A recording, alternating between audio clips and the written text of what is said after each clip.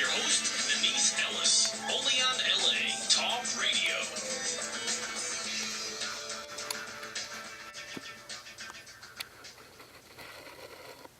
Welcome to Chai with Denise. I'm Denise.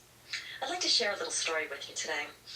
Many of you don't know this, but I used to be a real estate investor, and I actually used to go out and purchase houses, like dilapidated houses that, they should have been condemned, and I would fix them up, and often it was literally with my own blood and sweat, and yes, there was blood and sweat. And this I did for years. I did this for about 3 or 4 years, and I also was a landlord, and it was a very, very, very challenging experience. And at the same time, I was in a relationship that I was not very happy with. In fact, the boyfriend that I was with at that time, he was my partner in real estate, and we ended up working together sometimes 12 or 14 hours a day, and I was completely unhappy. Every moment, I was just absolutely suffering, and I really didn't understand why.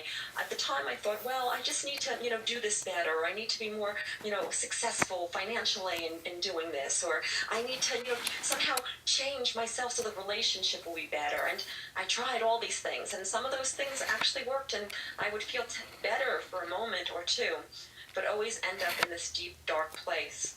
And this went on for years. And one day, I found myself experiencing the realization of a dream. And that was, I went to Paris, and I was up on top of the Eiffel Tower, looking out over beautiful Paris. I had dreamed of that moment for years and years and years, and there I was. And to my surprise and dismay, I felt nothing. I was completely numb. I kept trying to, think the right thoughts to, get those feelings going that I wanted to feel so badly, but nothing came. And it was in that moment that I realized the thing that I was missing most in my life was me. That I was missing me.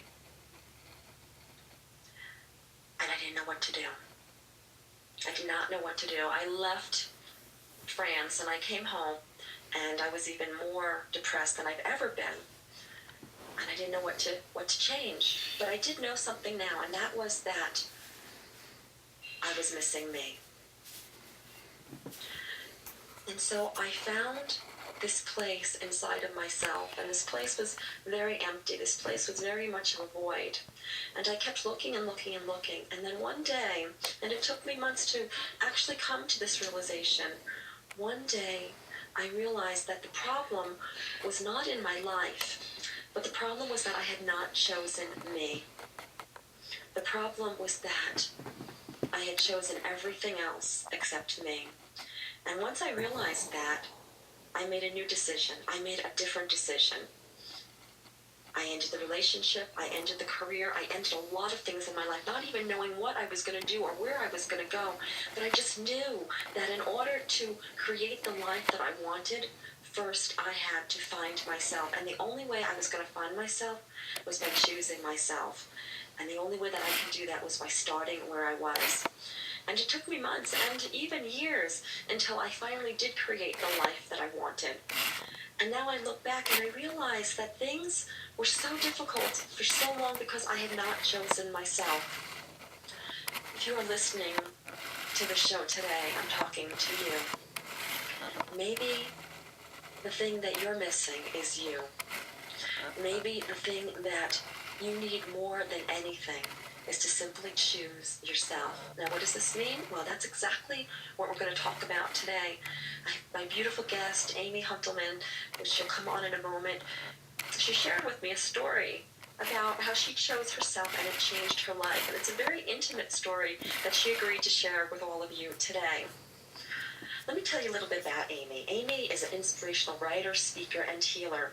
She's the founder of the Live Alone community and livealifehealing.com, with the purpose of reminding you who you really are and what you came here to do and to be. Her philosophy is love and freedom plus expression equals living alive. Amy is certified in many healing modalities, including quantum energy transformation, pranic healing, hypnotherapy, Reiki, emotional freedom technique, and theta healing. And she's also one of my students in the Echo Coaching School. And I love Amy. And Amy, thank you so much for having chai with me today.